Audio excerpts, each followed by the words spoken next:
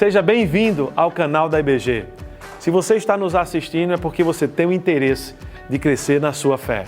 E eu oro que essa próxima mensagem possa edificar a sua vida e causar um impacto permanente e transformador. A verdade é que todo homem pode gerar um filho.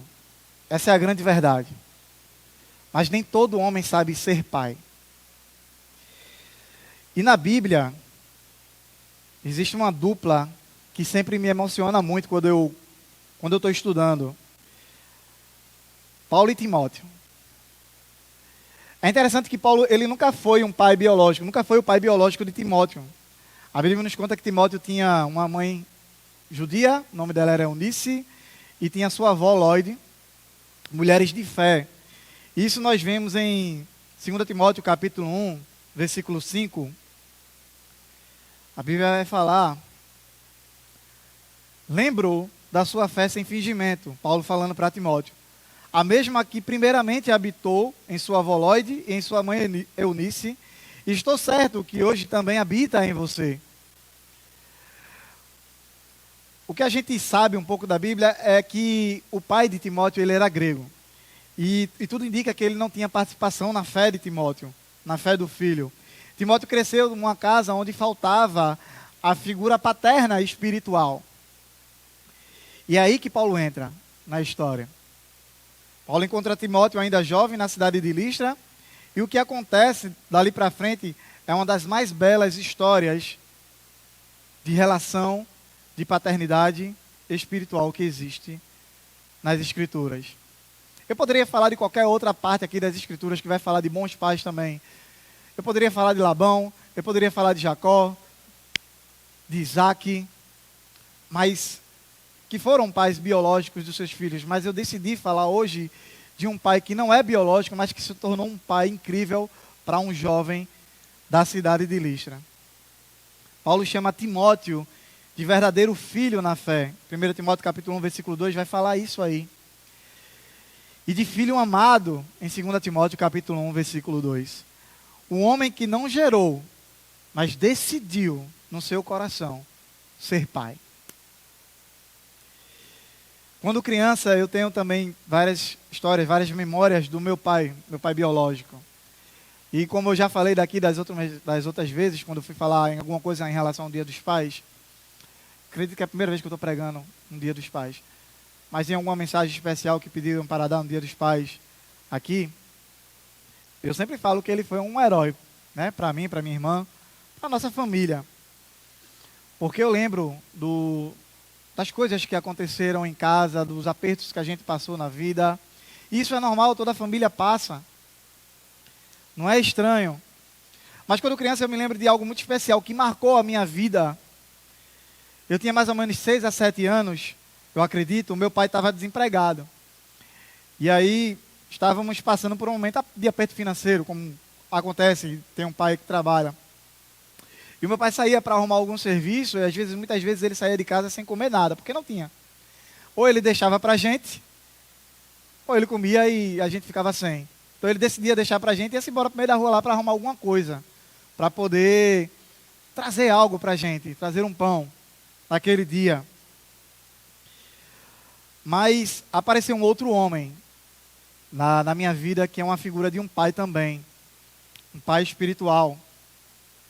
E esse homem, ele fica aqui, é o segurança da igreja, não sei se vocês conhecem, é o cara que mais faz a guarda dessa igreja aqui. Ele fica ali, ó, hoje, sentado na sua cadeira de roda ali na entrada da igreja. Então pense no segurança, ninguém passa por ele sem ele perceber ali. E ele ficou sabendo de toda aquela situação que a minha família estava passando.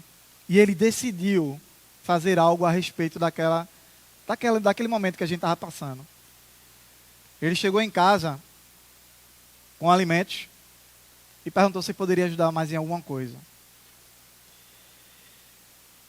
Esse senhor que fica ali na frente, o pastor Douglas, naquele dia, ele, mesmo criança, depois que a gente vai crescendo, vai entendendo o que Deus fez na vida desse homem, para que ele possa chegar totalmente para uma família estranha. É claro que a gente vinha para a igreja aqui, mas não era a família dele, biológica. E mesmo assim, ter um cuidado por nossa família. Ele foi um pai espiritual não só para mim, mas para minha família naquele momento. E hoje toda a minha família está aqui, né? Meu pai, minha mãe, eu estou aqui, porque esse homem ministrou nas nossas vidas. Ele decidiu ser um pai espiritual. Um homem que foi fiel ao seu chamado. Ele entendeu o chamado de Deus para a vida dele.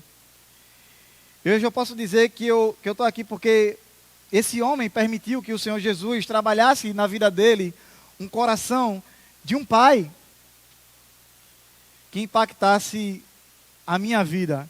E eu acredito que não só foi a minha vida. Tem outras pessoas aqui que podem dar testemunho. O próprio Felipe. Não é, Felipe? Pode dar testemunho disso também, do que o pastor Douglas foi na vida dele. E entre outras pessoas aqui. E por isso eu tenho notado que Deus, Ele tem chamado homens fiéis, pais, para gerar vidas que impactam outras vidas. Deus tem chamado esses homens fiéis para gerar vidas que causem impacto em outras vidas, que traga mudanças reais na vida das pessoas. Agora, que tipo de pai você tem sido? Que tipo de pai eu tenho sido? Eu tenho sido apenas um pai que gerou ou um pai que gera vida que cause impacto em outras? Hoje eu vou compartilhar com vocês 3 atitudes desse homem chamado Paulo. Desse relacionamento que ele teve com Timóteo, que define o que é ser um pai verdadeiro. E não importa se você é crente ou não. Não importa se você é crente ou não. Essas 3 atitudes cabem na sua vida a partir de hoje. É isso que eu espero que você entenda. Então vamos olhar para essas 3 atitudes de Paulo no cuidado com Timóteo, que revelam o coração de um pai. E a primeira delas é um pai que ensina por exemplo. Um pai que ensina pelo exemplo. 2 Timóteo capítulo 3, versículos 10 e 11, Paulo fala a Timóteo: tu, porém, tem observado a minha doutrina, procedimento, propósito, fé, longanimidade, amor, perseverança, as minhas perseguições e os meus sofrimentos. Você tem observado, Timóteo, é isso que Paulo fala para ele aqui. Tudo o que eu faço, você tem olhado, tem observado. Agora repare numa palavra desse texto: tens observado. No grego, essa palavra, para kolotel, que carrega a ideia de acompanhar de perto, de seguir passo a passo aquilo que Paulo estava fazendo. E Timóteo fazia isso. Paulo chamou Timóteo a isso, como alguém que caminha ao lado do outro, observando cada atitude que o outro está fazendo ali. Não é uma palavra de quem só de quem só ouviu falar de Paulo ali. É uma palavra de quem viveu junto com ele, que caminhou junto com ele, que comeu junto com ele e que viajou junto com ele. Ele viu Paulo sendo preso e continuar confiando em Deus. Ele aprendeu vendo Paulo ser apedrejado e não parar, se levantar e continuar pregando. A doutrina de Paulo não ficava só na boca, não. Ela virava vida. E Timóteo assistiu esse filme de camarote. Estava lá, sentado do lado dele, olha. O Senhor me convidou para estar aqui ao seu lado, para assistir esse filme. E eu vou estar aqui do teu lado. E tem um detalhe na história que poucos reparam. Timóteo era de Listra. Exatamente a cidade onde anos antes Paulo tinha ido lá e tinha sido apedrejado até quase morrer. Arrastado para fora dos muros da cidade, como se estivesse morto. E ainda assim, se levantou e voltou a pregar no dia seguinte. Em Atos capítulo 14, versículo 19 a 20, a Bíblia nos mostra essa história dizendo: entretanto, chegaram judeus de Antioquia e Icônio, e instigando as multidões, apedrejaram Paulo e o arrastaram para fora da cidade, dando-o por morto. Mas quando os discípulos os rodearam, ele se levantou e entrou na cidade. No dia seguinte foi com Barnabé para Derbe. Paulo não parou. Paulo não parou. Aquela situação ali não mudou o propósito de Paulo. É bem provável que Timóteo, ainda menino ou adolescente, tenha crescido ouvindo essa história sendo contado na cidade, ou até tenha presenciado de perto o tipo de homem que Paulo era. Alguém que apanhava e não desistia. Alguém que era perseguido e continuava fiel. Não foi só apenas um discurso bonito que Timóteo ouviu ali, não. Não foi só esse discurso bonito que formou o caráter de Timóteo. Foi a cena real de um homem que sofria e permanecia de pé. E é isso que é ter um coração de um pai. É sofrer, mas permanecer firme ali de pé. Para o seu filho, para a sua família. É esse tipo de cena que um pai grava ou deixa gravado na memória de um filho. Não pela grandiosidade das palavras, mas pela consistência de atitudes. Ser constante, repetidas vezes, ano após anos, até virarem convicção no coração daquela criança, daquele jovem, daquele adolescente. Você, homem, entenda uma coisa. Filho não aprende o que o pai fala, com o que o pai fala no domingo ou no dia que está com ele. Filho aprende com o que o pai vive todos os dias da sua vida. De segunda a segunda, de domingo a domingo.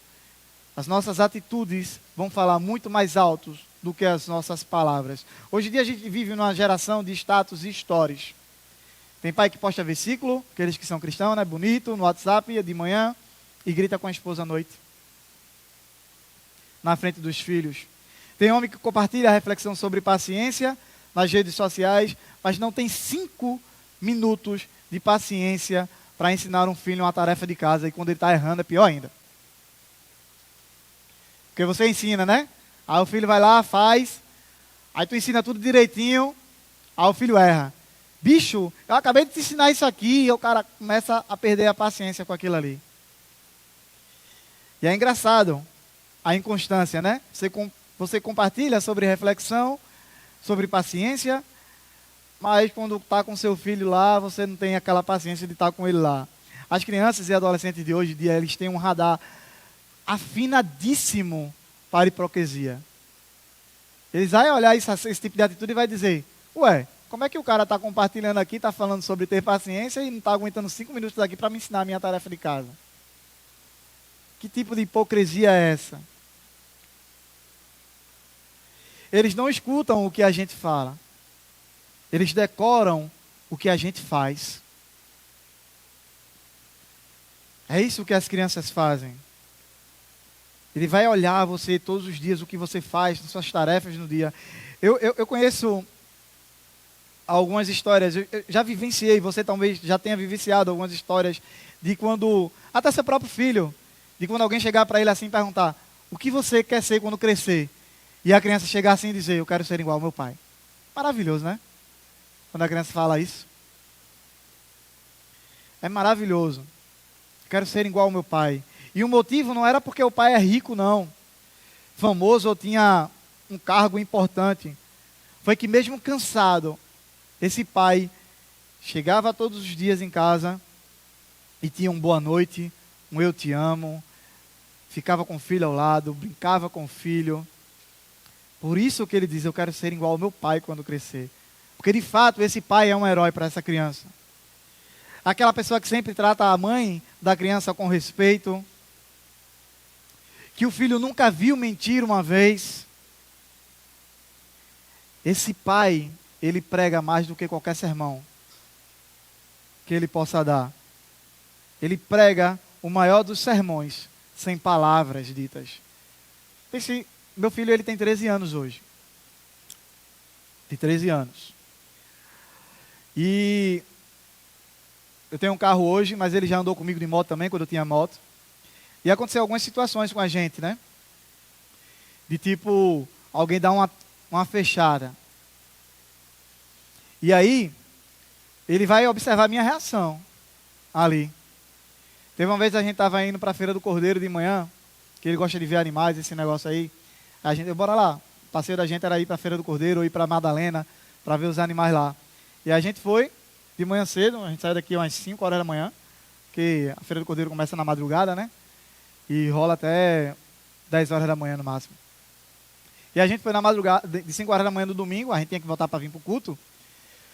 Nisso eu vim na terceira faixa, segunda faixa aqui, da BR, e você quando passa aquele viaduto da UFPE, da UFPE, meu Deus, da UFPE ali, isso, é isso? Não é isso não, é o antes, é o que vai entrar para, não, bem antes, daqui para lá, é o que vai entrar para Panjei do Meio, aquele ali mesmo, você passa por cima, aí por baixo vem a galera que vem da Avenida Recife, né, vem por baixo assim. Teve um cara que veio, a gente de moto. Teve um senhor que veio, e no meu radar, né? Também já tive curso de motopatrulheiro, então eu já ando prevenindo muitas coisas. E na minha cabeça, quando eu vi aquele carro vindo, o pensamento foi, aquele carro vai vir para cima da gente. E foi dito e feito. Quando eu vi que o carro não tinha diminuído a velocidade, já comecei a frear a moto. Não tinha ninguém atrás, graças a Deus, estava olhando também no retrovisor. E o cara jogou o carro, que se a gente tivesse passado, ele tinha dado uma lapada na gente lá. E aí eu dei uma buzinada para ele se despertar, porque eu não sabia se o cara estava dormindo ou não. Porque ele veio de uma faixa, ele cruzou mais duas para chegar até a gente. Aí eu dei uma buzinada, esse cara vai passar direto. Dei uma buzinada, ele puxou lá e eu... Aí meu filho já esperou, né, a reação. O que meu pai vai fazer? Vai gritar, vai xingar? Aí eu colei do lado do carro assim, um senhorzinho, eu bem assustado, Aí ele foi encostando no carro, fique tranquilo, senhor, tá tudo bem com o senhor? Ele, tá. Olhe, graças a Deus que não veio nenhuma carreta. Porque o senhor cruzou duas faixas de uma vez só. O senhor tem que entrar na sua faixa. Se viesse uma carreta, tinha passado por cima do senhor. O senhor dormiu no volante? Ele, não, meu filho. Só estava desatento mesmo. Outra situação foi no carro, aqui na Avenida Recife, o cara deu uma trancada, eu freiei. Eu disse, pai, que maluco, né? Foi a única coisa que eu falei, que maluco. É por isso que acontece acidente aqui no trânsito. E isso também ensinando a ele no meio do caminho. Se eu tivesse xingado as pessoas, qual seria a mensagem que eu estava transmitindo para o meu filho? Se eu buzinasse, se eu xingasse, se eu ofendesse, sabe o que é que o meu filho ia gravar? Ele ia gravar que todo homem resolve as coisas usando a raiva. Era isso que ele ia gravar. Então é assim que o homem resolve as coisas. É usando a raiva. Então eu vou usar dessa forma, eu vou fazer dessa forma. Mas em vez disso, eu dei outra lição ao meu filho. Sem ele perceber que está aprendendo. É nesses segundos banais, sem plateia, sem discurso, sem sermão. É ali que a formação de um filho realmente acontece. Homens, seus filhos não precisam de um pai perfeito. Eles precisam de um pai verdadeiro. Você pode não ter todas as respostas. Você pode errar. Você pode até pedir desculpas quando erra. E isso também é ensinar. Mas o que não pode acontecer é existir uma distância entre o que você fala e o que você faz. O que você vive, seja na igreja, seja no trabalho, seja em casa, seja em qualquer outro lugar que você estiver. Antes de ser um pregador, digamos assim, de sua casa, seja a prova viva daquilo que você fala, daquilo que você diz. Essa semana, eu gostaria que você se perguntasse: se o meu filho crescer exatamente igual a mim, isso vai ser uma bênção ou vai ser uma tragédia? Se pergunte isso.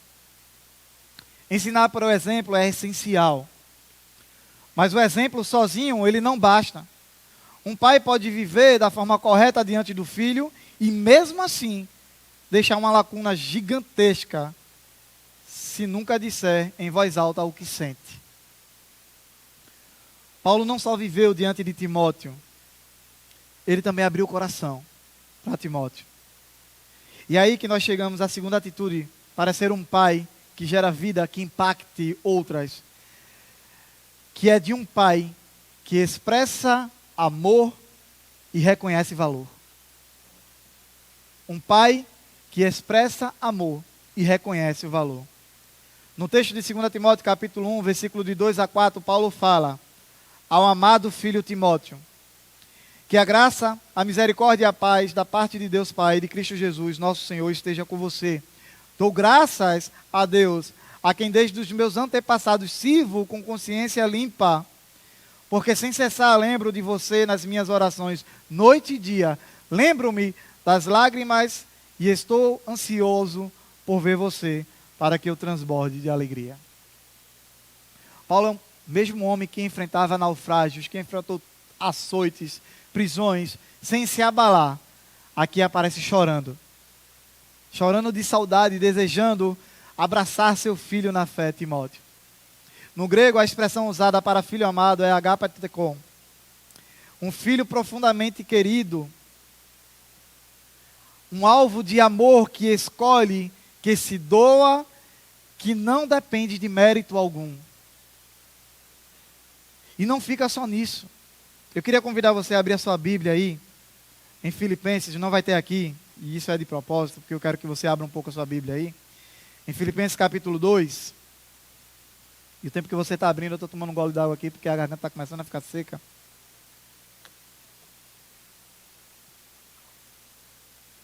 Filipenses capítulo 2, versículos 19 a 22.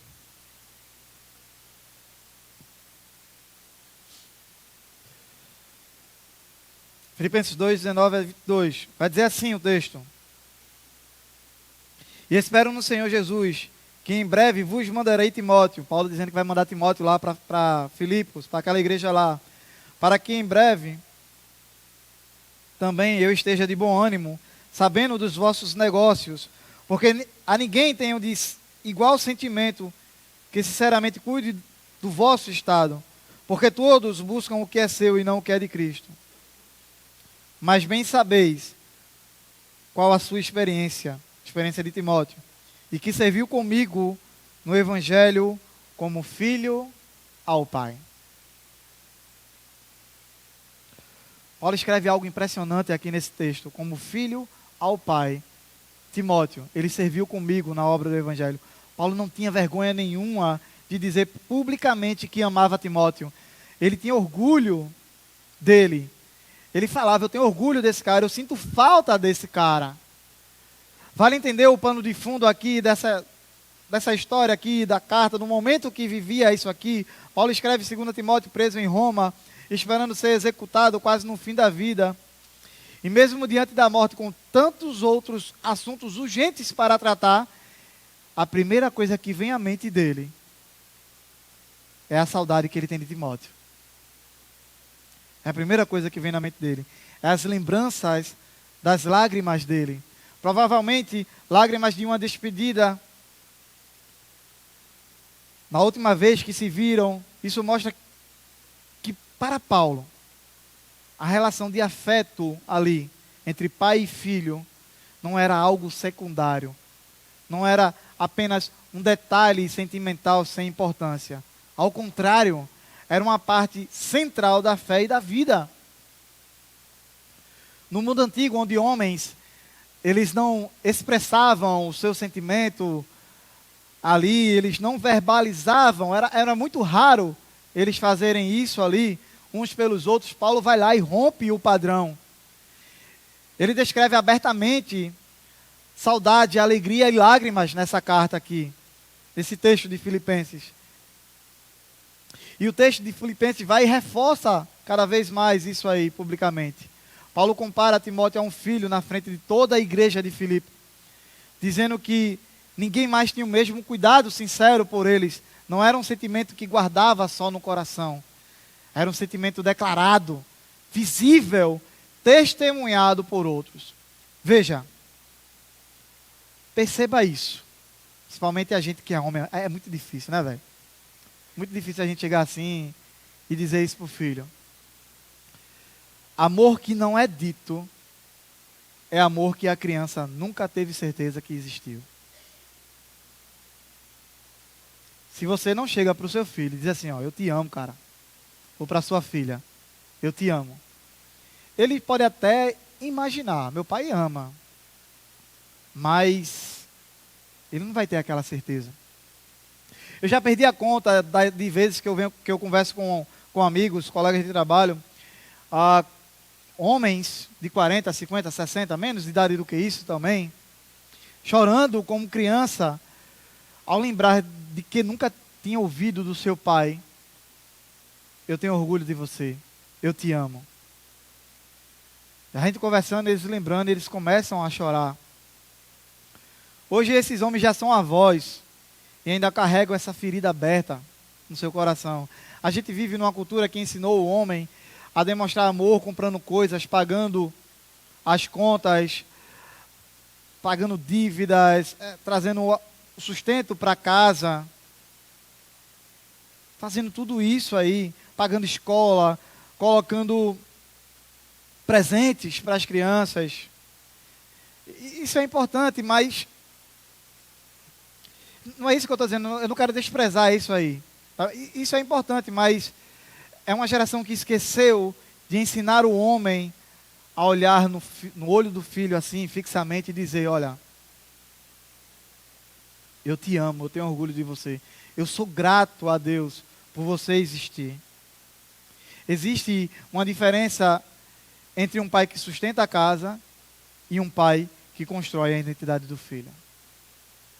Sustentar a casa, qualquer homem pode chegar assim e vou dizer, vou sustentar a casa, vou trabalhar, vou trazer alimento para a família. Construir a identidade do filho demanda tempo, demanda atenção. E por muitas vezes, como homem, a gente fica pensando que a gente está gastando tempo, a gente está perdendo tempo. Onde na verdade é totalmente ao contrário. Eu invisto tempo. Porque eu vou construir o caráter, a identidade daquela criança. Se for um homem, vou construir um caráter de um homem que vai construir o caráter de outro ou de outros. Se for uma mulher, vou construir um caráter daquela mulher. Para ser uma mulher exemplar para outras. Essa segunda tarefa de construir a identidade só se faz com palavras ditas, com um abraço dado, com atenção não dividida. Porque também, Alice, eu dou atenção sim ao meu filho, eu estou lá, eu brinco com ele. Vamos jogar um videogame aqui, vamos estar aqui no celular. Isso não é atenção. Né? Estou dizendo que você não possa jogar videogame, está mexendo no celular com seu filho, mas tem coisas mais construtivas. Conversar com ele, por exemplo. Meu filho está na adolescência, né, para a adolescência, e esse é um momento crucial. Porque ele vai ouvir de tudo na escola, ele vai aprender outras coisas com os amigos, coleguinhas de trabalho. Esse é o momento que eu mais estou voltado, conversando com ele. Desde quando ele era criança, sempre conversei. Ele me conta tudo, porque sempre conversei com ele, sempre dei essa confiança a ele. Ó, você pode me contar tudo, até as besteiras que tu fizer. Porque assim, eu não vou passar a mão na cabeça, tu sabe disso, mas tipo, eu não vou deixar isso de lado não. Eu quero te ensinar a não errar. E aí, nesses últimos 2 anos, eu estou mais intensivo na vida dele, conversando. Ó, tu vai ouvir isso na escola, tu vai ter isso na escola, tu vai ter aquilo ali. Mas a verdade é essa aqui. Teve uma vez que ele veio falar comigo sobre uma aula de... Como é o nome que é para chamar hoje, velho? Inclusão, sei lá, uma coisa assim. E aí ele falou, ó, eu aprendi que isso aqui é errado, isso aqui é ter preconceito. E aí eu expliquei a ele, ó, o que é ter preconceito? Você pensar de uma forma diferente de outra pessoa é você ser preconceituosa? De forma alguma. Agora, se você tratar mal o indivíduo, aí sim. Mas você ter divergência de pensamento é outra coisa. É como um homem de terno, na plateia de uma formatura, batendo palma orgulhoso enquanto o filho estava se formando lá, sobe no palco. De longe parece uma cena perfeita. Um pai presente. Mas será que na noite anterior ele estava lá com o filho, sentou ao lado do filho, olhou nos olhos do filho e disse: tenho orgulho de você, cara, você vai se formar. O orgulho só ficou guardado dentro do peito, não foi verbalizado. Não ficou visível para a plateia inteira, menos... Talvez esse orgulho ficou visível lá naquele dia que ele estava lá aplaudindo, mas não ficou visível para a pessoa que mais precisava ouvir, que era o filho dele. Tem filho que descobre que o pai tinha orgulho dele, que amava ele só depois de adulto. Quando amigos da família falam para ele, quando o tio fala para ele: teu pai tinha muito orgulho de tu, velho. Quando o pai já morreu. E aí vem a pergunta que mais dói na vida daquela pessoa: por que ele nunca me disse isso na cara, quando estava aqui comigo? Pai, hoje, nesse dia dos pais, eu quero te desafiar a fazer algo muito importante. O que talvez o seu próprio pai não fez com você, nunca tenha feito. Olhar no olho do seu filho ou da sua filha e dizer em voz alta que você o ama, que você a ama, que você tem orgulho dele. Não espere um funeral, não espere um hospital, não espere eu vou perder você para dizer o que sente. Diga hoje, diga essa semana. O que você diz tem poder de construir ou de destruir uma identidade inteira. O que você verbaliza tem o poder de construir ou de destruir uma identidade inteira. Além de você ser um pai que ensina, por exemplo, e que expressa amor e valor dos seus filhos, perceba que exemplo e amor vão ser a base. Mas ainda existe uma terceira atitude para ser um pai que gera vidas que causem impacto nos outros, sem a qual a paternidade fica incompleta. Preparar o filho para caminhar sem depender para sempre do pai. Foi exatamente isso que Paulo fez com Timóteo. E essa é a terceira e última atitude que vamos ver hoje, que é de um pai que investe e capacita para o futuro. Agora, muitas vezes a gente tem uma versão distorcida disso aí. A gente acha que investir é trabalhar, ter muito dinheiro e pagar a melhor escola, pagar a melhor faculdade. E não é isso. A verdade não é essa. Se esse trabalho não te der tempo de ficar com teu filho, de não dar atenção para tua família. Se você trabalha tanto e não tem tempo de ficar com teu filho, com tua filha, com tua esposa, você não está investindo. Você está destruindo a sua família. Eles não precisam de coisas que você vai dar. Eles precisam de você. De você presente. Porque aquelas coisas que você vai dar, um dia vai quebrar. Você pode comprar outro depois, beleza? É essa ideia de investimento e de capacitar para o futuro. Não, Alice, mas eu não tenho que capacitar, dar investimento do melhor educação do meu filho. Não é isso que eu estou tentando te dizer. Eu estou dizendo que não adianta você dar a melhor educação para o seu filho, aqui de escola, de faculdade, do que seja, se você não está presente ali com ele. Você não está ensinando. Você está terceirizando o ensino. Porque é responsabilidade do pai ensinar a sua família, ensinar o seu filho. E não terceirizar outros. A igreja, não se engane não. A igreja não tem responsabilidade de educar o seu filho, não. A igreja está aqui para apoiar você a educar o seu filho. Para dar um apoio, para dar um suporte.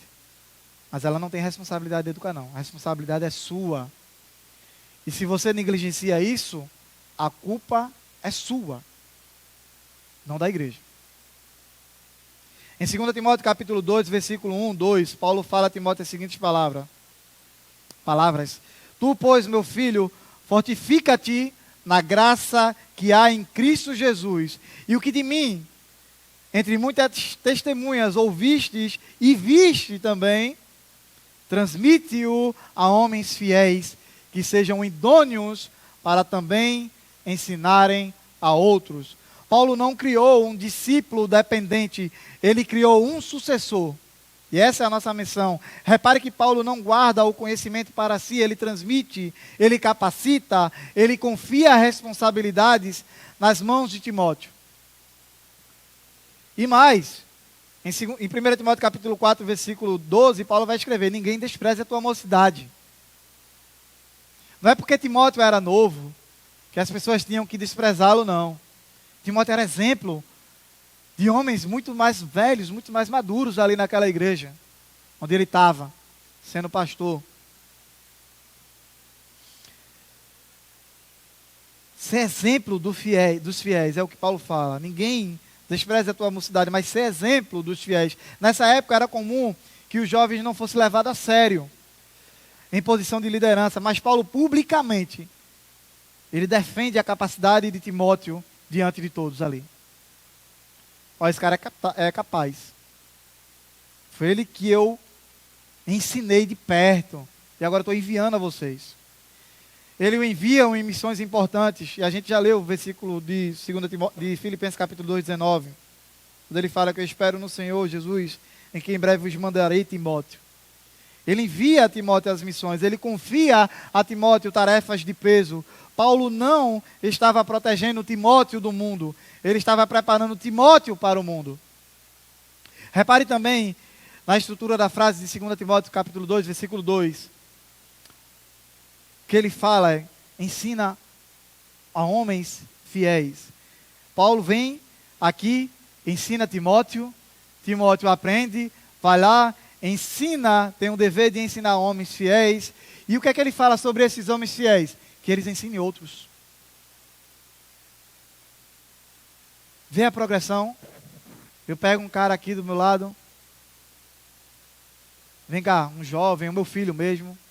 Um jovem que nem Ian. Fica aí, Ian. Fica do meu lado, eu vou te ensinar aqui. Você é um cara fiel. Você é um homem fiel. Eu vou te ensinar, te capacitar.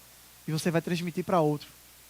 Outro homem fiel. E esse outro homem fiel vai transmitir para outro. E assim vai, geração após geração. São 4 gerações mencionadas numa única frase. Paulo não estava pensando só no filho que tinha na sua frente. Ele estava pensando em netos e bisnetos espirituais, que nunca chegaria a conhecer. Isso muda a forma com que a gente enxerga as coisas. Isso muda a forma com que a gente enxerga a paternidade. Não é apenas garantir que o filho vai bem. É formar alguém capaz de formar outros depois dele. E por isso que nós, como pais, temos que nos dedicar ao ensino dos nossos filhos. É por trás disso, e por trás disso, de tudo que Paulo fez aqui, existe uma decisão difícil que nós temos que tomar como pai também. Que todo pai de verdade precisa tomar. É soltar a mão do filho. E quando a gente começa a pensar por esse lado assim, dói, né? Eu lembro da minha mãe e do meu pai, quando a gente casou, eu e minha irmã, foi tudo no mesmo ano. Eu casei no início do ano e no final do ano, minha irmã casou, a gente os dois saiu de casa. E dói, né? Quando a gente separa um pouco do filho assim. Não é que a gente foi para muito longe, né? A gente está aqui com eles, mas é preciso soltar a mão. É deixar o filho errar dentro de um limite seguro. É deixar ele tentar. É deixar levar o crédito quando dá certo também. Paulo tinha experiência, tinha nome, tinha autoridade e ainda assim colocou tudo isso à disposição para lançar Timóteo à frente. E não ficar centralizado tudo em si mesmo. Uma coisa como pai que eu aprendi, que eu espero que a gente aprenda aqui nessa manhã, é que pai que faz tudo pelo filho, cria um adulto incapaz. Eu acho que se o meu pai tivesse feito tudo por mim, eu seria um homem de 39 anos, fisicamente, mas emocionalmente, mentalmente, um adolescente de 15. E é isso que a gente vê por aí. Homens velhos, de idade, mas a mentalidade ficou parada lá. Porque os pais faziam tudo por ele. Pai que faz tudo pelo filho, cria um adulto incapaz. Agora, pai que ensina o filho a fazer, cria um adulto preparado. É isso, existe um tipo de pai, hoje em dia, que, sem perceber, corta as asas do filho de tanto proteger. Tanto querer proteger, a gente termina cortando as asas dos nossos filhos. Resolve toda a briga por ele na escola, nunca deixa que ele sinta o peso de uma responsabilidade, nunca deixa errar, nunca ensina a mexer numa ferramenta, nunca ensina a cuidar do próprio dinheiro, ou nunca ensina a resolver o próprio problema. Aí esse menino, como eu falei, ele cresce fisicamente, mas continua emocionalmente uma criança, porque nunca teve um pai que confiasse tarefas reais em suas mãos. Isso me fez lembrar do momento quando a gente estava voltando do GV, do Cabo. Estava eu, o Natan, Pedro estava lá também, estava a Aline e estava o João. A gente estava voltando do Cabo, né? Aí na BR escura, Natan passou num buraco que lascou a roda do carro, empenou lá, a jante. Aí quando a gente chegou aqui, na curva aqui do Ibura de baixo para subir a ladeira, o pneu estava totalmente baixo. A gente sentiu, né, e parou o carro. Aí Natan disse, lasquei o pneu do carro, velho, do meu pai. Imagina, hein? Lasquei o pneu do carro do meu pai. Aí, enfim, a gente realmente estava com o carro do pastor. Aí a gente desceu do carro lá, aí pegou o step, tudinho. Aí cada um foi fazendo uma tarefa, cumprindo uma tarefa. O João era o mais novo entre a gente lá, que é uma jovem. E aí eu peguei a chave de roda lá, coloquei na roda, empurrei o pneu ainda no chão para a gente folgar os parafusos. Aí Natan automaticamente chegou, João, vem cá. Observa aqui. Sabe o que é isso que ele está fazendo? Aí João, não. Ele está afogando os parafusos. Aí Natan foi ensinando. Ele está afogando os parafusos. Porque tem que folgar aqui embaixo. Não pode botar no macaco agora, porque senão ia cair, né? Ia machucar tudinho. É isso que ele está fazendo. Aí eu foguei os parafusos lá. Bora botar o macaco. Bota o macaco. Aí, João, vem cá. Levanta esse macaco aqui. A gente já tem encaixado no lugar certo. Aí, João, como é que faz? Aí aqui, ó. Assim, ó. Aí ensinou. João levantou lá o macaco, a gente observando. Pronto, João, termina de folgar os parafusos. João terminou de folgar os parafusos, a gente puxou o pneu, colocou outro. João foi participando daquilo ali. O que Natan estava fazendo ali? Estava ensinando. A mesma coisa quando a gente trabalha aqui na igreja, né? E tem o Marcos, tem o Pedro, e tem uma tarefa que eu estou fazendo aqui. Aí eu chego para os meninos assim, ó, vocês já fizeram isso aqui já? Os meninos dizem, não, nunca fiz não. Vem cá para aprender. Os caras não ficam, os caras vêm porque eles querem. Eles querem aprender, eles entendem, ó. É massa, velho. Tem um cara que está querendo me ensinar um negócio aqui. Eles não se negam, não. Eles vêm e querem aprender. Vem cá para aprender. Aí eu ensino os caras.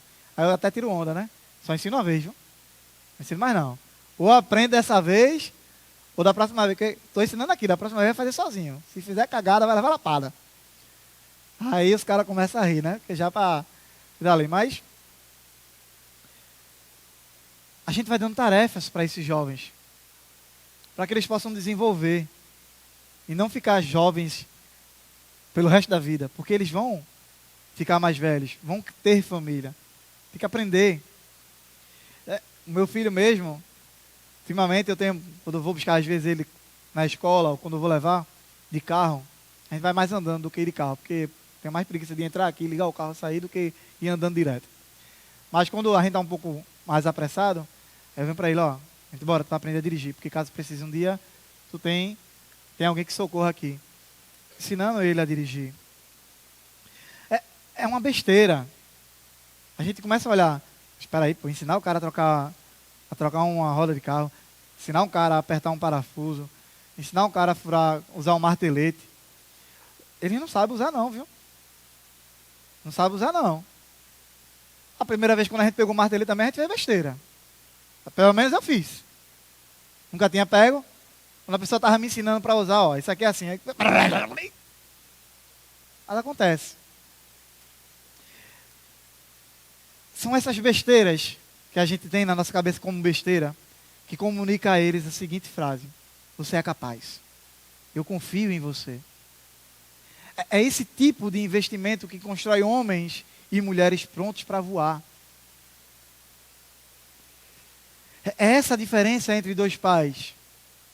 Aquele que está no sábado de manhã em casa e que precisa sair, mas o pneu do carro está baixo, que vai lá e faz tudo sozinho, e o filho está lá jogando videogame porque não quer chegar lá no filho, ó, vem cá, vou te ensinar, faz aqui, e não quer perder 20 minutos, 30 minutos, 1 hora talvez, eu não sei se ele vai gastar esse tempo todo. Essa é a diferença de um pai que faz isso e de um pai que chega para o filho, ó, vem cá, bora trocar o pneu do carro aqui. Vai fazer isso, vai fazer aquilo, supervisionando ali, ensinando ao cara como fazer. Aí o cara, eita, o cara está gastando meia hora para fazer um negócio que em 5 minutos a gente faz, mas enfim, vamos lá. Essa é a diferença, sabe por quê? Porque o primeiro, quando o filho crescer e tiver um carro e for para a rua, e o pneu baixar, o que é que vai acontecer? Ele vai ficar parado lá. Ele não vai saber trocar. Já o segundo, não. O segundo, o filho vai chegar assim e vai dizer, rapaz, o meu pai me ensinou, eu sei exatamente o que eu vou fazer aqui. Ele vai lá e faz todo o procedimento. Troca o pneu e não fica parado no meio da rua, vai-se embora. Essa é a diferença. Por quê? Porque aquele pai confiou o que ninguém nunca confiou a ele. Aquele pai disse, eu vou deixar ele errar. Ele vai aprender, ele vai errar, mas vou estar aqui ensinando. Então, pai, seu papel não é ser insubstituível na vida do seu filho para sempre. Porque isso não vai acontecer, né? Ninguém é imortal, né? Um dia a gente vai partir. Seu papel é se tornar realmente indispensável. Porque você preparou o cara tão bem que ele consegue caminhar sozinho. Isso significa investir tempo, não só dinheiro. Significa ensinar habilidades práticas e espirituais. Significa dar a responsabilidade de acordo com a idade, sim. Não é porque a criança tem 8 anos de idade que ele é incapaz de fazer, não. Ele é capaz de fazer alguma coisa com 8 anos de idade, sim. Isso significa, sobretudo, acreditar em voz alta na capacidade do seu filho, assim como Paulo acreditou em Timóteo. Para finalizar, hoje eu comecei te dizendo que ia mostrar 3 atitudes de Paulo que definem o que é ser um pai verdadeiro. Ser um pai que gera vida, que causa impacto em outras. E que essas atitudes cabem sim na sua vida hoje. Seja você crente ou não. Não importa. Vamos relembrar essas 3. Porque não adianta de nada ouvir hoje aqui e esquecer amanhã. Essa é a grande verdade. Primeiro, um pai que ensina pelo exemplo. Porque não interessa quantas vezes você fala sobre caráter, honestidade e respeito. O que realmente forma um filho é o que ele vê em você. O que ele vê você vivendo, fazendo. Quando ninguém está ali para aplaudir, viu? Segundo, um pai que expressa amor e reconhece o valor. Porque um filho pode até presumir que é amado, mas é muito diferente de ter certeza. E essa certeza só nasce quando você verbaliza em voz alta, eu te amo, eu tenho orgulho de você, eu sou grato a Deus por ter você na minha vida. Terceiro, um pai que investe e capacita para o futuro, porque a missão de um pai não é fazer tudo pelo filho para sempre, não. É sim prepará-lo aos poucos para caminhar sozinho, quando o pai não estiver mais por perto. Paulo não gerou Timóteo, mas fez o homem que Timóteo foi. Você gerou o seu filho, agora faça a sua parte para fazê-lo um homem ou uma mulher também que Deus deseja que ele seja. Neste Dia dos Pais, talvez você esteja sentado aí lembrando de tudo que o seu próprio pai não fez ou não falou por você. Mas eu quero te lembrar de uma coisa, você não precisa repetir a mesma história, não. Você pode ser hoje o Paulo para o seu filho, para a sua filha, ou para um jovem que está na sua vida e está precisando de um pai. Não existe pai perfeito, existe pai disposto a fazer. Isso é a grande verdade. Talvez você não seja pai aqui, mas você já é um adulto. E eu quero te dizer que você pode ser sim um pai espiritual na vida de um pré-adolescente, de um adolescente, de um jovem, de uma criança aqui dessa igreja. Você pode ensinar essas crianças também, por exemplo. E é isso que eu quero te convidar a ser hoje, a partir de hoje. Porque é isso é um coração de um pai. E eu queria te desafiar, durante a semana. Não deixe essas palavras acabarem aqui. Ficarem só aqui dentro. Essa semana escolha um filho, uma filha, um sobrinho, um jovem que está sob sua influência e faça 3 coisas. Uma para cada ponto que nós vimos hoje. Primeiro, examine-se e veja em você se bate aquilo que você fala com o que você faz. Se não, corrija isso hoje. É tempo. Ainda há tempo. Segundo, olhe nos olhos dessa pessoa que vai estar sob sua responsabilidade, desse jovem, desse adolescente, dessa criança, e diga em voz alta: ó, eu te amo, cara. Eu te amo. Eu tenho orgulho de você. Eu sou feliz porque Deus colocou você na minha vida. Nem que essa seja a sua primeira vez. Terceiro, entregue a esse jovem, a esse adolescente, a essa criança uma responsabilidade real, de acordo com a idade dele.